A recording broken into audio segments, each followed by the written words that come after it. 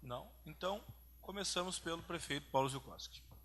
Bem, boa noite a todos, participo desse seminário, saudar o Carus, que coordena esse momento, esse debate, os demais companheiros de mesa, saudar as senhoras e os senhores, as autoridades aqui que já se pronunciaram. Queria fazer algumas colocações, mais comentários, mais no enfoque, como nós estamos vendo esse evento, um evento da iniciativa privada, né, basicamente, mas que aqui convidou entes públicos também, enfim, a sociedade para participar desse debate. A minha posição aqui é da Confederação Nacional dos Municípios, que é a entidade que representa, junto com a frente, os municípios brasileiros. A nossa sede é em Brasília, e nós temos lá aproximadamente 5 mil municípios que participam conosco, as prefeituras. A semana que vem nós vamos ter uma das maiores marchas do Brasil, que ocorre a nossa Marcha dos Prefeitos, que já tem mais de 5 mil inscritos e que vão participar em Brasília. E um dos temas que nós vamos abordar durante a marcha, que recorrentemente estamos colocando, é a questão dos resíduos sólidos.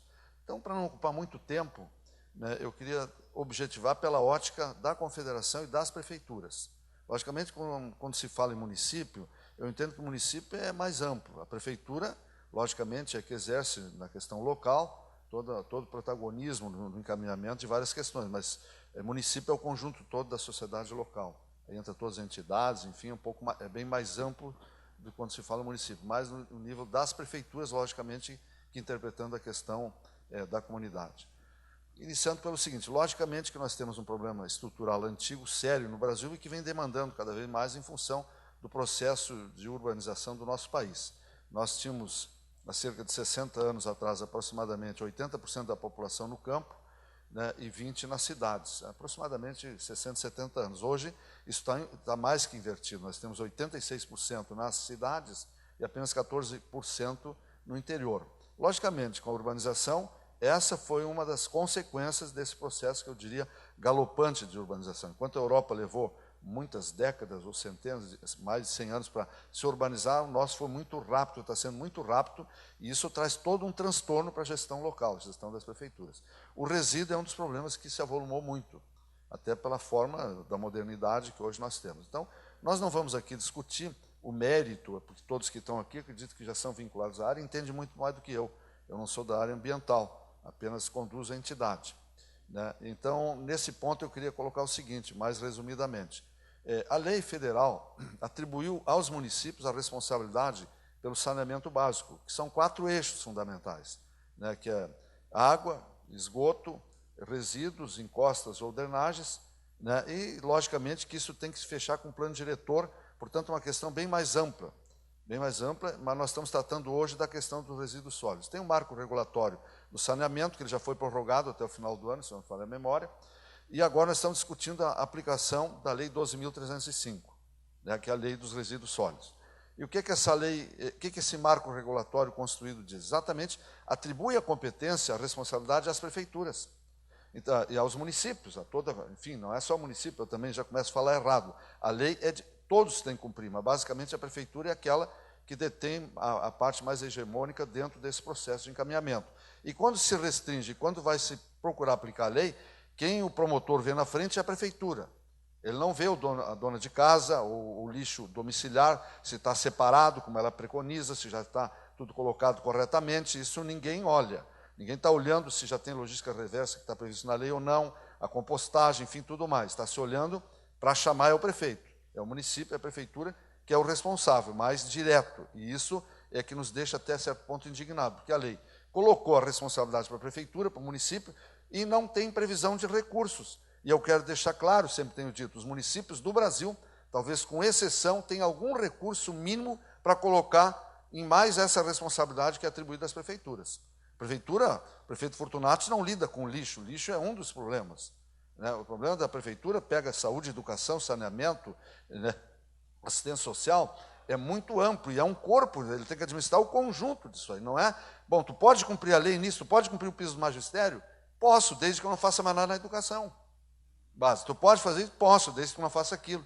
Então, isso é uma realidade. Nós criamos uma lei que é mais quase que uma busca de indicação de uma solução, porque internacionalmente o nosso ministério e o Brasil tem que prestar conta também para essa questão da sustentabilidade, e se fez esse marco regulatório. O que nós estamos vendo hoje? Como é que se aplica isso aí?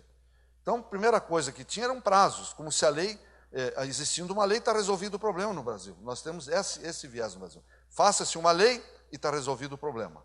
E é o contrário. A lei, exatamente, às vezes cria muito mais problema, tem que ter a lei, não estou dizendo que não, mas ela tem que ser avaliada no seu conjunto e ver da sua possibilidade. Esta 12.305, o que ela determina? Primeiro, o plano.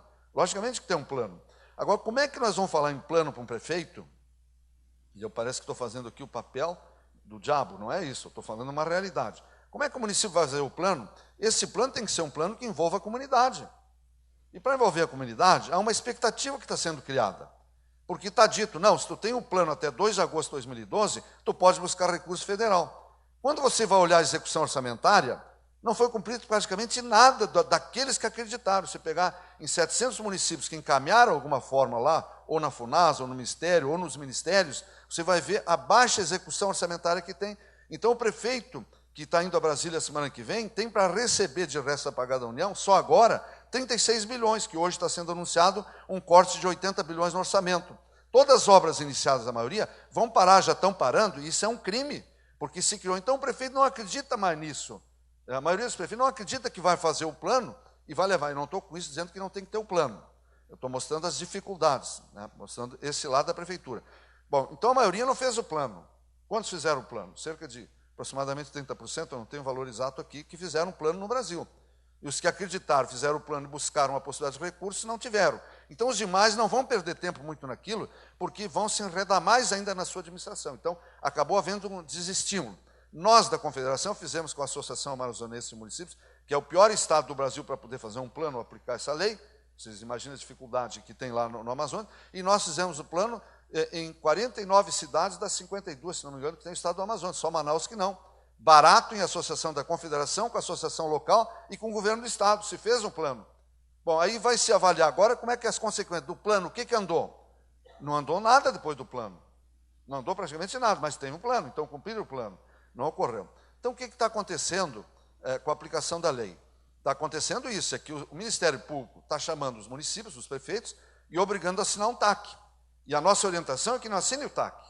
Mas se não assina o TAC, parece que eu sou contra o TAC? Não. É que o TAC é um cheque em branco que você dá para o Ministério Público, e a maioria assina um TAC imposto, que ele, para se livrar de agora, mas vai deixar para o outro prefeito, o município não tem como cumprir, e assina um cheque praticamente em branco. Então, a nossa orientação é discutir melhor. Por exemplo, que nem em Pernambuco, nós fizemos várias incursões, vários debates também, estou falando em nível nacional, para poder orientar um TAC, né, como é que seria feito esse TAC. Então, o TAC, que se fez numa micro-região de lá, não foi com o Estado, estava previsto, por exemplo, a nossa secretária estava falando aqui do meio ambiente, a Peline, da necessidade de se trabalhar nessa linha. Então, lá nessa região, enquanto o órgão estadual não licenciar, por exemplo, o local, o município, a prefeitura, não tem a responsabilidade da continuidade, porque como é que ele vai andar se o projeto do terreno leva 2, 3 anos para ser licenciado? Então, enquanto isso não ocorrer, não tem como ele executar o resto. Mas eu estou dando assim pinceladas do Brasil, de várias partes do Brasil, do que está acontecendo. Por outro lado, a lei determina que tem que ter o plano, a União tem que ter o plano nacional, os estados e o município têm os seus planos. Nós fizemos quase que uma inversão, se cobra só do município. Eu vou dizer uma coisa aqui, que o pessoal do Ministério, dos companheiros que estão aqui, não vão gostar. A União até hoje, formalmente, não tem o plano não foi publicado até hoje. Mas quando a gente fala, amanhã vai ser dito isso, não, o governo tem um plano. Eu vi aqui referência da própria secretária, que baseado no plano nacional, mas qual é o plano nacional? Se o plano nacional tivesse sido publicado, está lá escrito que para discutir, por exemplo, a regulamentação da logística reversa, os municípios têm que estar juntos. E hoje o que está acontecendo? Os municípios não participam do debate formalmente da logística reversa, que é todo um problema que tem, seríssimo. Agora, lógico que isso é um contraponto com a União, porque nós temos um conflito. E não é querer esconder ou radicalizar, nós temos que dizer a verdade. Se isso não for verdade, que exibam para nós amanhã aqui, hoje, onde é que está o plano publicado. Tem um plano que está sendo orientado, mas não é publicado. Então, o município que não publicou, que não terminou, não tem plano. É tido como não tendo plano. Bom, então, nós temos o plano. O Estado aqui fez agora o seu. Então, tendo o plano, nós vamos poder fazer, talvez, o nosso plano mais de acordo com o plano nacional, né? Então, falta esse plano. Bom, o TCU, por exemplo, fez um levantamento em 250 municípios e está aprovado que para ter um aterro sanitário, você tem que ter um consumo, no mínimo, em torno de 300 mil pessoas produzindo 1,40 kg aproximadamente de lixo diário, para poder, eu estou falando aqui o que eu tenho de informações, né? Para poder suportar a implantação de um aterro. Brasília, por exemplo, é o maior aterro aberto da América Latina. Até hoje é um aterro, Brasília. Até hoje não tem. É o maior. O DF soma dinheiro, tanto com o município como o Estado, e tem dinheiro, não tem até hoje. Eu não conheço no Brasil, e tentamos levantar, talvez, o município de Itu, que mais se aproxima, que esteja cumprindo integralmente a lei. Eu estou falando a lei. Não tem ninguém que cumpra a lei. E isso nós temos que buscar. Tem melhorado muito? Tem. Agora, como é que nós vamos chegar a tudo isso? Quer dizer, então, a proposta do debate, cidades bem tratadas. Para ser bem tratada a cidade, todo poluidor tem que ser responsabilizado e chamado para poder cumprir com aquilo que a lei determina. Não é para a prefeitura é uma delas. Então, como é que nós vamos fazer, por exemplo, compostagem, que é uma determinação urgente na coleta seletiva? Só tem 13% dos municípios no Brasil, e eu vou adiantar aqui para os senhores, poderão consultar semana que vem, nós estamos lançando na marcha, e eu pesquisei 4.000 e poucos municípios, um observatório dos lixões que nós estamos chamando. Então, dando esses dados, que não tem esses dados disponíveis, isso tinha que estar disponível. Nós, uma entidade privada também, mas que tem relação com a gestão pública, estamos levantando e vamos publicar semana que vem um amplo levantamento, onde vão mostrar, né, que 30% dos municípios que estão fazendo algum trabalho estão consorçados. Então, o consórcio pode ser uma solução? Pode. Mas se um consórcio tem um município que está no cálculo, o cadastro único dos inadimplentes, aquele consórcio já não funciona mais. Então, nós temos que mudar a lei. Isso é um ato administrativo. É tudo uma parafernália que tem, que vai trancando. Então, a logística reversa não está regulada. Uma das perguntas que eu vi, Beto, é a seguinte: o município pode legislar sobre logística? Pode. Mas como é que ele vai legislar sobre o quê? Sobre a questão local. Ele pode legislar sobre pneu? Está regulado isso? Das embalagens já está regulado? Quem é que vai recolher a embalagem? Lá no Amazonas? Lá? Não estou falando do Rio Grande do Sul, eu estou falando do Brasil inteiro. Então, como é que tu faz isso se não está regulado? Se não tem regulação. E como é que tu vai falar em logística reversa sem ouvir as prefeituras? Né? Então, tudo isso está acontecendo e a compostagem custa o dobro para poder fazer funcionar. A logística reversa a coleta seletiva é 3, 4 vezes o valor do recolhimento normal do lixo. Então, tudo isso está acontecendo e os prefeitos estão sendo responsabilizados. Processo todos têm. Todos estão levando, porque o artigo 51, se não me engano, remete para a lei dos crimes ambientais, já era antes, mas remete, quem tiver não cumprindo, pessoa física ou jurídica, e a pena é até 5 anos de cadeia, é multa de 5 a 50 milhões, é improbidade. Quer dizer, então se faz uma lei e se aplica em quem? Tem que aplicar no poluidor. Como é que nós vamos falar, repito, em logística reversa, se não está regulado? Quem é o responsável para juntar o PET? É o catador? Quem é que tem que organizar os catadores? Quantos tem no Brasil? Quantas cooperativas tem organizada? Aí, como é que fica a prefeitura para regular isso? Então, isso tudo é um processo. Então, o que isso leva? Nós vamos lançar esse observatório, nós estamos propondo com o governo um diálogo, e o governo já tinha concordado, nós já aprovamos na medida provisória 651, aprovamos na Câmara e no Senado a prorrogação da lei, mas não é prorrogar por prorrogar, nós temos que prorrogar, mas tem que acontecer alguma coisa, não pode prorrogar e ficar mais 2, 3, 4 anos parado. Tem que ter um plano, e nós estamos discutindo com o Ministério Público, com a AGU, para ver como é que pode se encaminhar isso em nível de legislação federal. Tem que ter uma sequência. Agora, não pode ficar penalizando um prefeito, porque o prefeito, o ano que vem tem eleições, eu tenho dito isso sistematicamente e volto a repetir. Quer dizer, hoje no Brasil, quem é que quer ser prefeito? Ou é ingênuo, ou é mal intencionado, porque não tem outra forma. Quem é que vai para lá sabendo que é gerenciar uma prefeitura, eu pergunto? Quem é que tem condições de ser? Depois que ele entra, eu não sabia que era assim, senão não tinha sido. Bom, agora tem bastante gente candidato, né? Cada vez vai ter mais. Então, já está no fim? Ou ainda tem mais um pouquinho? Não, tem mais uns minutos. 10 minutos. Então, o que eu quero dizer? O Beto colocou bem, nós estamos aqui para tentar até fazer algumas provocações, entendeu? No sentido de que o debate aflore, porque discurso, nós temos bastante discurso. O diagnóstico todo mundo tem. Agora, como fazer a lei ser cumprida? Quanto tempo e quais as etapas? Então, por exemplo, nós estamos mostrando isso, que o que o TCU disse não somos nós, né? Como é que uma emenda de um deputado, um projeto que tanto falam em Brasília, querem que o prefeito leve, num município, como a nossa secretária falava, talvez num município médio ou pequeno, com 30 mil habitantes, ou 20, ou 40, como é que ele vai ter um aterro sanitário? Quanto custa esse aterro sanitário? Então, tem que haver um consórcio, mas esse consórcio que está previsto na lei, quem é que sustenta esse consórcio? Quem é o responsável por ele? É um prefeito? É um prefeito. Qual é o prefeito que é ser o responsável pelo consórcio? De onde é que sai o dinheiro para manter o consórcio? O Estado e a União não põem nada, porque eles estão quebrados, então não põe nada. Mas quem vai executar é a prefeitura, é o município lá junto com a comunidade. Então, tudo isso são questões que nós estamos discutindo e vendo para onde nós podemos levar essa questão.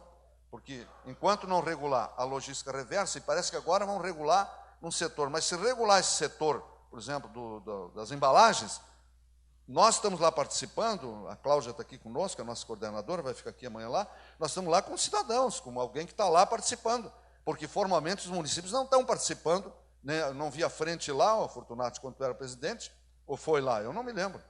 Né? A confederação também não foi, nós estamos lá espontaneamente, porque parece que o município, ou principalmente a confederação, é visto assim como vem esses caras complicar aqui, entendeu? Quer dizer, não é complicar, nós temos que construir essa realidade, é fazer esse debate. Então, repito do tribunal, tem que se organizar, não adianta, o dinheiro foi posto fora. Nesses 200 e poucos municípios, o dinheiro foi posto fora. E hoje a gente pega o Rio Grande do Sul, por exemplo, dos 497 municípios, diz que só 5 tem lixão. Mas quando tu vai ver, tem quantos, Cláudio? 53? 93 que tem aterro controlado. Aterro controlado é lixão. E outra coisa, falando com o próprio Ministério Público, quem está colocando, ou seja lá, em Minas do Leão, que aquilo é rejeito final que está sendo colocado lá? Eu acho que não é. Porque lá no mínimo tem coisa que pode ser feita compostagem, lá tem coisa que pode ser reciclável.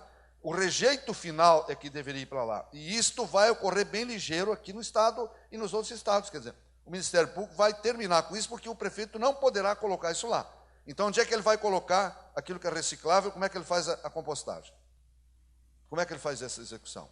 Então, isso tudo são questões que eu acho que nós temos que fazer um debate maior, por isso estamos aqui hoje, fazendo essas colocações, convidando os companheiros que entenderem, estarem conosco lá em Brasília. Nós estamos pedindo a prorrogação, vamos conseguir, o governo até concordou, a senadora Gleice Hoffmann foi que fez a emenda, lógico que o Ministério do Meio Ambiente parece que não concorda, mas acredito que é mais uma posição política, até porque aqui entre nós, nem o governo tem interesse muito agora, e eles não vão dizer nunca isso, o governo, porque não tem recursos para colocar. Hoje só se fala em ajuste fiscal, em ajuste do governo, ajuste e ajuste. Quer dizer, então não adianta nós ficar fazendo discurso, né, dizendo que está mal, que o ambiente tem que ser olhado diferente, tem que ser sustentável. Eu acho que tem que dizer, mas tem que ver como fazer. Onde é que está o dinheiro e a área técnica, não é só dinheiro, e a área técnica para fazer. Então, essas colocações iniciais que queríamos fazer, obrigado pela oportunidade.